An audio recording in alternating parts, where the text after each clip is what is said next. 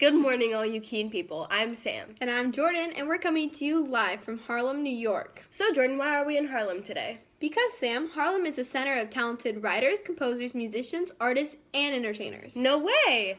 And the newest upcoming thing in Harlem is jazz. Now, Sam, what is jazz? Well, Jordyn, jazz is the newest music of the year. That's right. Jazz is formed from some of the hottest new beats, including European instruments and African drum beats, all blended together and by talented musicians. Jazz is performed anywhere, from streets, clubs, to speakeasies. Some of these talented performers include Louis Armstrong and Duke Ellington. But it doesn't stop there. Not all great jazz players are African American. Paul Whitman is a very successful white musician who has adapted jazz as his own.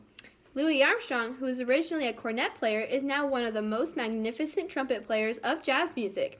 Duke Ellington and Paul Whitman are both successful composers and band leaders, and their music blows people away. Now, these jazz musicians are really passionate, and they love what they do.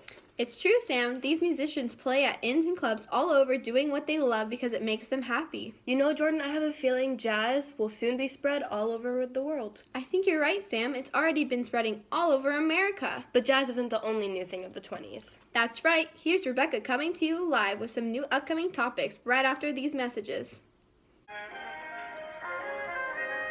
What are you drinking? Coke. Want one? Yeah. You can taste its quality. And every sip, there's satisfaction. Drink Coke! I'm co-anchor Rebecca Alvarado, and we're here in Washington, D.C., where Lee Vachelle Lindsay, the hip American poet, found an unpublished poetry written by a swell busboy who works in this hotel. Lindsay shared with us reporters to spread the love of his ritzy poetry, and if he keeps getting more attention like this, he will be the bee's knees in no time. We are keen to say Langston Hughes is no longer unknown. His poetry is filled with many deep and hard-hitting pieces of black pride that told stories of lowly walks of life. For all we know, this is just a small amount of what he has to offer. In other news, Aaron Douglas has created another piece of artwork that is becoming the bee's knees. His abstract two-dimensional artwork really seems to connect to people's hearts. Although there isn't much color in his illustrations, he doesn't stop the public to want more. He shared with us that, quote, "My goal is to interpret what I understand to be the spiritual identity of African American roots, or blacks in the United States through my art," end quote. Now to Sophia with her interview. Hi, I'm Sophia Bravo, news reporter, here live at the Cotton Club, here to interview everyone's favorite jazz musician, professional jazz player, Louis Armstrong. Hey Louis, how's it going? Hi, Miss Bravo. I'm doing well. Good. I just have a few short questions to ask you. I'm sure your fans would love to hear about it. Okay, the first question I have is, how'd you get your nickname Satchmo? Well, it's because when I play the trumpet, my cheeks puff out really big, and it creates more of a musical tone when I play the trumpet. Oh, nice. Interesting. Okay, my other question is, at what age did you start playing the trumpet?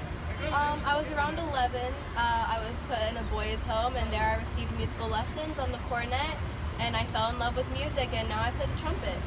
Okay, nice. Interesting. I have a couple more questions. I hope that you'll have enough time before you have to go in. And my other question is, what made you start playing the trumpet? Well, I had played cornet for quite some time, and I just thought I'd express myself through different instruments and types of music, so I picked up the trumpet, and I was able to do some pretty cool things with it, and now we have jazz music. My last question for you, Louis, is what is your favorite song that you've played, and what is your favorite thing about being a professional jazz player? I think the favorite song that I have is probably Potato Head Blues, because it's just one of those really fun songs. I love playing it, and it just makes me feel good when I get up there and I perform. My favorite thing about performing is watching all those people dance to my music, and seeing people have a good time, and it's my favorite thing when I'm up there playing my trumpet, and I know that I'm making people happy. Nice. That's one of my favorite songs, Potato Head Blues. Back to you, Rebecca, after these short messages. Hershey's chocolate, can I have a piece? Yeah. Genuine chocolate flavor. 5 cents at your local candy store. Hershey's! Thank you for watching our broadcast. We'll see you next week.